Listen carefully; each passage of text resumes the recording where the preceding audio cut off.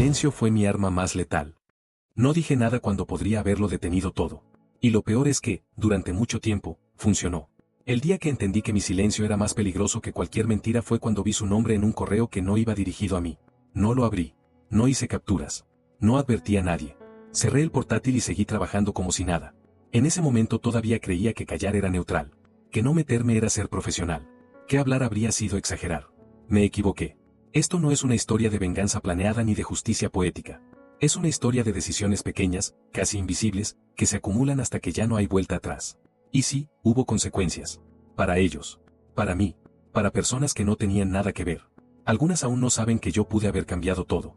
Trabajo en una empresa mediana, de esas que presumen de ambiente familiar y puertas abiertas, pero donde todo se decide en pasillos cerrados. Llevo ahí 6 años. Nunca destaqué demasiado, nunca di problemas. Ese era mi valor. Ser confiable. Invisible. El tipo al que nadie mira 2 veces, pero al que siempre incluyen en los correos. Ese día, el correo apareció porque alguien cometió un error mínimo, olvidó quitarme de una cadena antigua. Un simple responder a todos. El asunto no decía mucho, algo genérico sobre ajustes finales. Pude haberlo ignorado sin leerlo, pero vi un nombre que no esperaba. El de Laura. Laura era mi jefa directa. También era la razón por la que muchos seguíamos ahí. Inteligente, directa, incómodamente honesta. De esas personas que no sonríen porque sí. Siempre pensé que, si alguien podía protegernos de la política interna, era ella. El correo no hablaba de ajustes. Hablaba de sacarla. No con esas palabras, claro. Usaban términos limpios, riesgo reputacional, decisión estratégica, alineación con visión futura. Pero entre líneas estaba claro, ya habían decidido que Laura era un problema. Y no por su trabajo, por algo más. Ahí fue cuando apareció el segundo nombre, el de Marcos. Marcos llevaba menos tiempo que yo, pero había subido rápido. Muy rápido. Tenía esa habilidad para decir exactamente lo que los directivos querían oír. Siempre con datos, siempre con una sonrisa tensa. Nunca entendí bien cómo lo hacía, pero sabía una cosa, no confiaba en él. El correo dejaba claro que Marcos había sido clave en todo. Había documentado incidentes.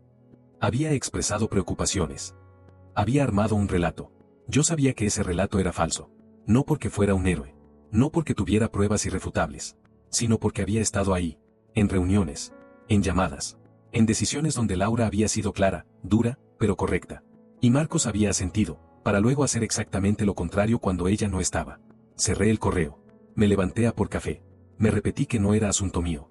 Que yo no tenía toda la información. Que seguramente había cosas que no sabía. Ese fue el primer momento en el que el silencio se sintió cómodo. Esa misma noche, mi padre me llamó. No hablamos mucho normalmente. Conversaciones cortas, funcionales. Pero ese día insistió. Quería saber cómo estaba, cómo iba el trabajo, si todo seguía estable. Mi padre pasó por un despido feo cuando yo era adolescente. Lo vi quedarse callado por años. Aguantar. Sobrevivir. Siempre me dijo lo mismo, no te metas donde no te llaman.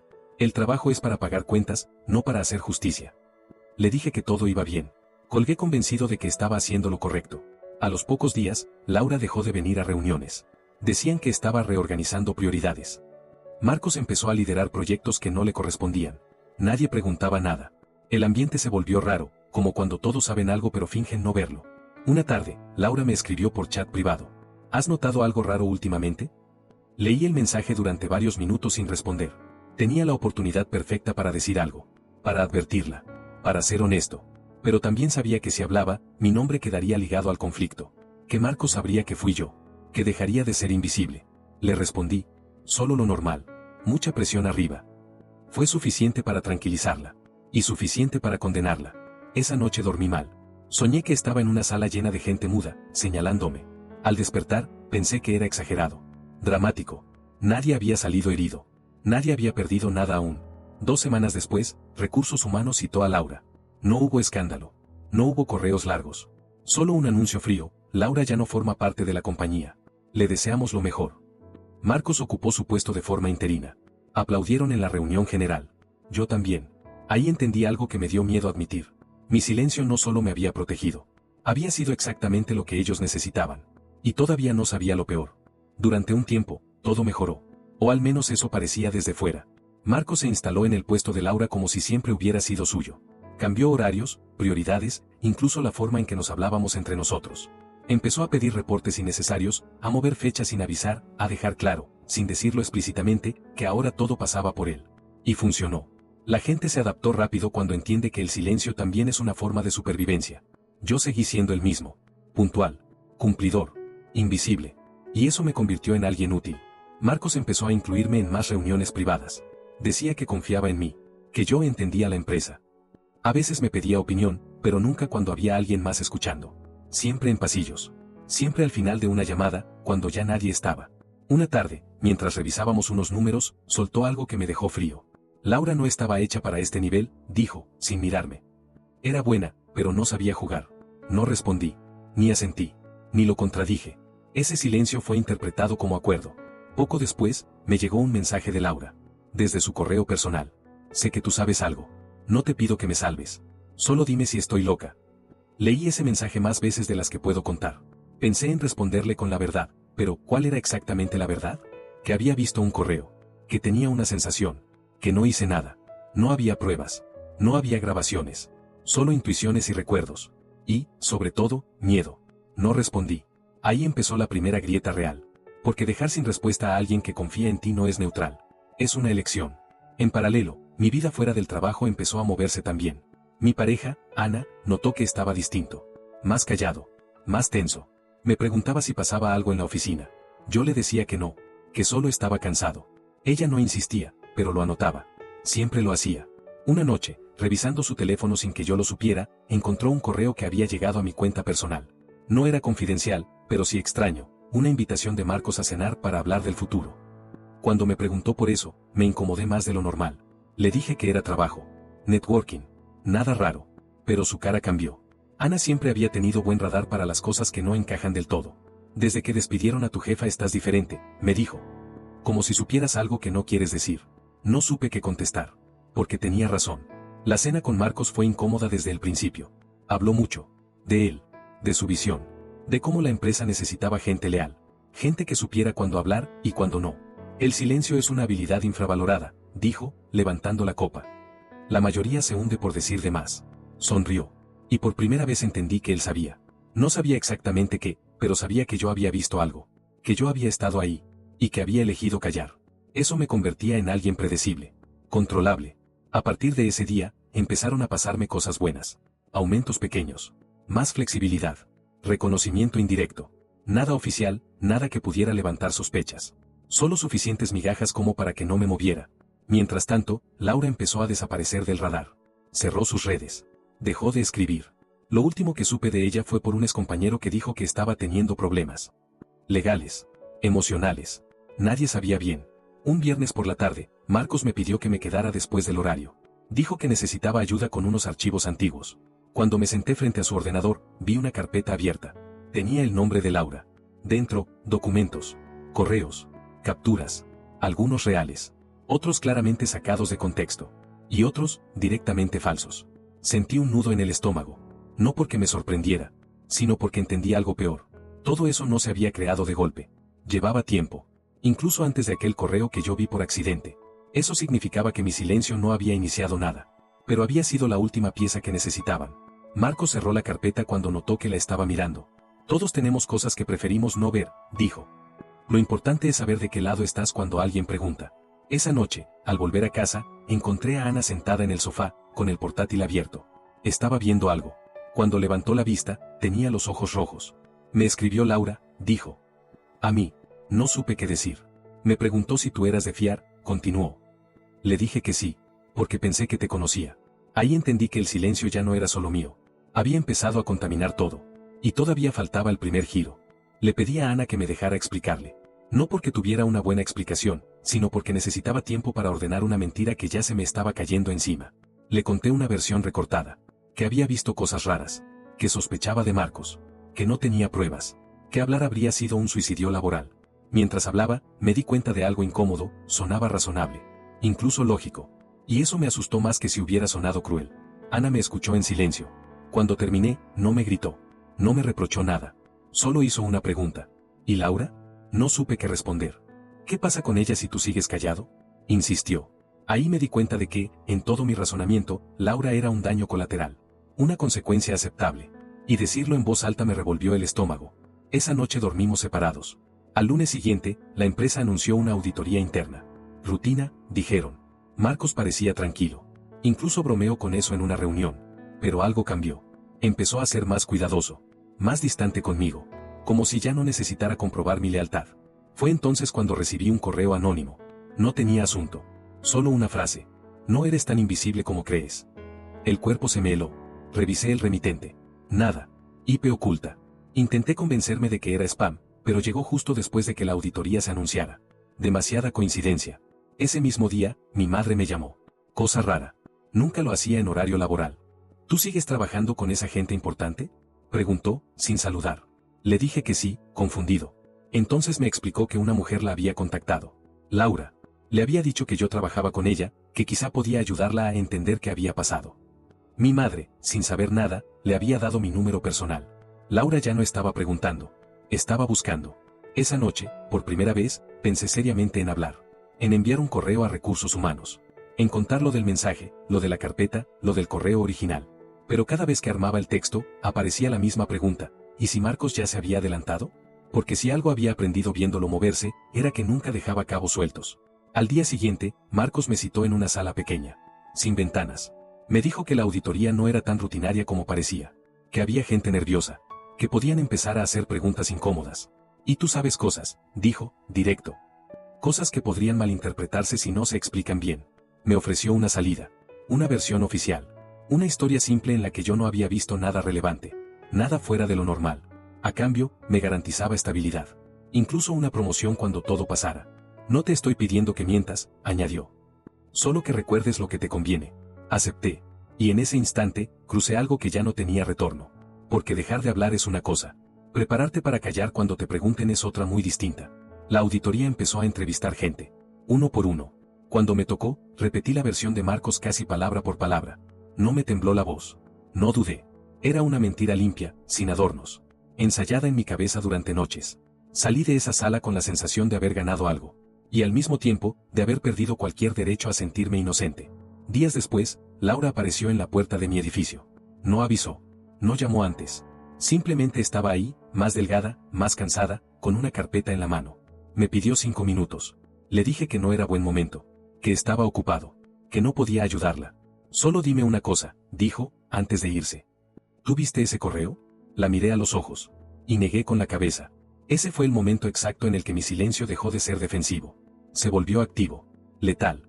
Esa misma semana, Ana se fue de casa. Dijo que no podía estar con alguien que elegía no ver. No discutimos. No hizo falta. Yo sabía que tenía razón. Creí que ese sería el precio máximo. Soledad. Culpa. Un ascenso manchado.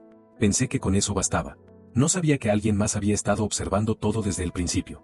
Y que mi silencio no era lo único que estaban usando como arma. El primer aviso llegó disfrazado de buena noticia. Marcos fue confirmado oficialmente como jefe del área. Hubo aplausos, correos de felicitación, incluso un pequeño brindis improvisado un viernes por la tarde. Yo estaba ahí, copa en mano, sonriendo lo justo. Desde fuera, parecía que todo me había salido bien por quedarme al margen. Esa misma noche, al volver al departamento vacío, encontré un sobre debajo de la puerta. No tenía remitente. Dentro había solo 2 cosas, una copia impresa del correo que yo había visto meses atrás, y una nota escrita a mano. Esto no se filtró solo. Me senté en el suelo. Literalmente. Porque por primera vez entendí que yo no era el único que había visto ese correo. Y, peor aún, que alguien sabía que yo lo había visto. Al día siguiente, Laura apareció en las noticias. No por su despido. Por una denuncia. Titulares ambiguos. Exdirectiva investigada por irregularidades internas. Nada concreto, pero suficiente para mancharlo todo. Los comentarios eran brutales. Gente opinando sin saber. Dando por hecho que algo habría hecho. Siempre hay algo. En el trabajo, nadie la mencionaba. Marcos pidió discreción y profesionalismo. Dijo que era triste, pero que la empresa había hecho lo correcto al actuar a tiempo. Yo asentí junto a los demás. Ese mediodía, recibí otro correo anónimo. ¿De verdad creíste que solo tú sabías callar? Adjunto venía un archivo de audio. Lo escuché en el baño, con los auriculares puestos, el corazón desbocado. Era una grabación de una reunión antigua. Una de esas donde Marcos y Laura discutían decisiones técnicas. En el audio, Marcos quedaba mal. Muy mal. Manipulador. Provocador. Forzando errores. La fecha era de hace más de un año. Eso lo cambiaba todo. Porque significaba que alguien llevaba recopilando material desde antes de que yo siquiera sospechara algo. Y que el plan no giraba solo en torno a Laura. Yo era parte del tablero. Intenté responder al correo. Decir que no sabía nada. Que no quería problemas. El mensaje volvió rebotado. Dirección inexistente. Esa noche, Ana me escribió por primera vez desde que se fue. ¿Tú sabías que Laura está siendo investigada? Porque ella cree que tú podrías salvarla. Leí el mensaje sin contestar. Otra vez. Al día siguiente, la auditoría cambió de tono. Ya no eran entrevistas suaves. Empezaron a pedir documentos específicos. Correos antiguos. Accesos. Marcos estaba tenso. Más irritable. Me llamó a su oficina y cerró la puerta. Alguien está moviendo cosas, dijo. Y no es Laura. Ella ya está fuera. Me miró fijo. Si esto se cae, no va a caer solo sobre mí. Ahí entendí la verdad que me había negado a ver. Marcos no me veía como un aliado. Me veía como un seguro. Si algo salía mal, yo era la prueba de que otros sabían. De que no había actuado solo. Esa noche, revisé mis propios correos antiguos. Busqué errores. Huellas. Y entonces encontré algo que me dejó sin aire. Un reenvío. Un correo que yo había reenviado meses atrás, a una cuenta que no reconocía. Sin texto. Sin comentario. Solo el archivo. No lo recordaba. No había memoria de haberlo hecho. Pero ahí estaba. Desde mi usuario. Mi contraseña. La fecha coincidía con una noche en la que me había quedado dormido con el portátil abierto. Alguien había usado mi silencio y mi acceso. Llamé a Ana. No para reconciliarnos. Para preguntarle algo puntual. ¿Tú alguna vez entraste a mi correo? Hubo un silencio largo al otro lado. No, dijo. Pero sé quién podría haberlo hecho. Me explicó que, semanas antes de irse, había visto a Marcos revisando algo en una reunión informal en casa de un directivo. Que se había conectado rápido a un correo. Que no le dio importancia en ese momento. Marcos había tenido acceso. Y yo había sido la coartada perfecta. El silencio que me protegió, también me había borrado como testigo. Ahora no importaba lo que yo dijera. Porque oficialmente, yo ya había hablado. Y alguien más estaba listo para usar eso. Dormí menos de 2 horas esa noche. No por miedo a Marcos. Sino por la idea de que, cuando eliges callar lo suficiente tiempo, otros empiezan a hablar por ti. A la mañana siguiente, la empresa amaneció con un rumor nuevo. No venía de arriba. Venía de abajo. Chats internos, comentarios cruzados, silencios incómodos en el ascensor. Alguien había filtrado parte de la auditoría. No nombres. No pruebas completas. Solo lo suficiente para que todos entendieran que la versión oficial empezaba a resquebrajarse. Marcos no salió de su oficina en todo el día. A mí, en cambio, me llamaron de legal. 2 personas. Grabadora sobre la mesa. Preguntas precisas. Ya no querían saber qué recordaba. Querían confirmar fechas, accesos, movimientos. Sabían del reenvío. Sabían de mi usuario. Sabían que había estado conectado a horas raras. Por primera vez, mi silencio no servía. Porque ya no era una omisión. Era un dato. Les dije que no recordaba haber reenviado nada. Que alguien pudo haber usado mi portátil. Que no podía asegurarlo. Técnicamente era cierto. Emocionalmente era una cobardía más. Me dejaron ir, pero con una frase que todavía me retumba. Te avisamos si necesitamos ampliar tu declaración. Eso significa no confíes en que estás a salvo. Ese mismo día, Laura me escribió de nuevo. Esta vez no preguntó. Afirmó. Ya sé que tú no fuiste el que empezó todo. Pero sé que pudiste detenerlo. No respondí. Porque ya no sabía si hacerlo la ayudaría o la hundiría más. Esa noche, Marcos me llamó. Primera vez fuera del horario laboral. No sonaba enfadado. Sonaba cansado. Esto se está yendo de control, dijo. Y alguien va a tener que pagar. Me pidió que nos viéramos. Dijo que había una forma de cerrar todo. Un sacrificio pequeño para evitar una caída grande. No usó mi nombre, pero lo entendí. Colgué sin responder. Por primera vez desde que todo empezó, pensé en hablar de verdad. No a la empresa. A alguien externo. Un periodista. Un abogado. Alguien que no estuviera atrapado en la misma red. Busqué el contacto de un viejo amigo de la universidad. Ahora trabajaba en un medio digital. Le escribí un mensaje ambiguo. Necesito consejo. Off the record. Me dijo que habláramos al día siguiente. Nunca llegamos. A la mañana siguiente, Marcos no vino a trabajar. Correo interno urgente. Marcos ha sido suspendido temporalmente mientras se aclaran los hechos. Nadie aplaudió esta vez. Nadie dijo nada. El ambiente era de velatorio. Yo debería haber sentido alivio. Pero sentí pánico. Porque si Marcos caía, alguien iba a revisar todo lo que había dejado atrás. Y yo estaba en todos lados. Al mediodía, me llegó el último correo anónimo. Esta vez no era una amenaza. Era una pregunta. ¿Vas a seguir callando cuando ya no te conviene? Adjunto, un borrador de denuncia. Completa. Detallada. Con nombres. Fechas. Audios. Correos. Y, en varias partes, mi nombre aparecía como testigo clave que decidió no intervenir. No era solo una acusación. Era una narrativa. Y estaba bien escrita. Ahí entendí el verdadero primer giro de todo esto.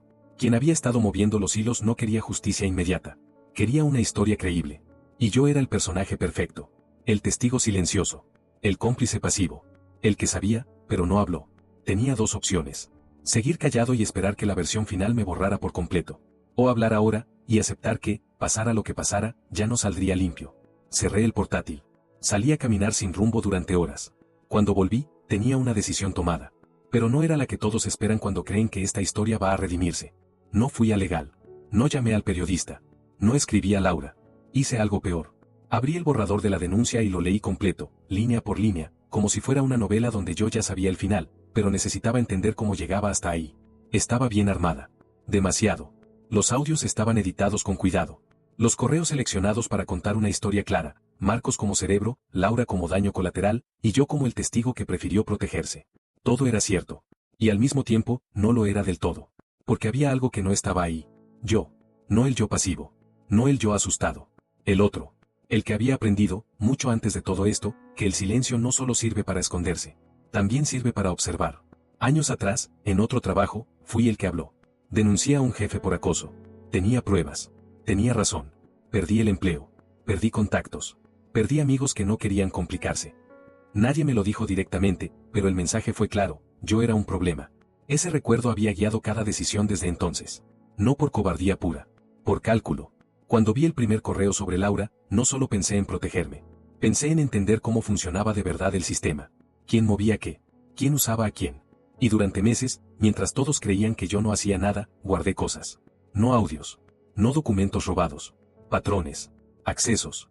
Horarios. Cambios de versiones. Gente que decía una cosa en público y otra en privado. Marcos no era tan cuidadoso como creía. Nadie lo es cuando piensa que ya ganó. El error fue creer que yo no haría nada con eso. La persona detrás de los correos anónimos no era Laura.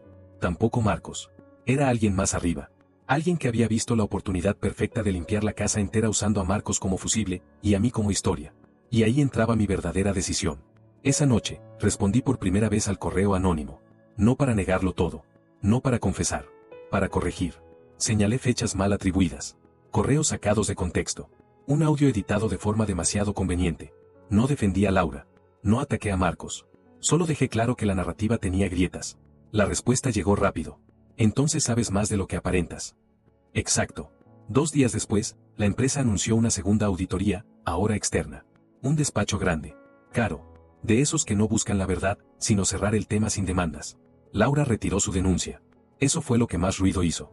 Todos lo interpretaron como una admisión implícita. Como cansancio. Como derrota. Nadie pensó que quizá alguien le había ofrecido algo a cambio. Marcos desapareció. Literalmente. Baja médica, dijeron. Luego silencio. Y yo recibí una oferta. No un ascenso. Un traslado. Otra ciudad. Otro equipo. Mejor sueldo. Cláusula de confidencialidad estricta. La empresa cuidando de alguien que había demostrado saber cuándo no hablar. Acepté. Antes de irme, me crucé con alguien en el estacionamiento. Laura. No debería haber estado ahí. Pero estaba. No me recriminó nada. No me insultó. Solo me miró como si ya lo hubiera entendido todo.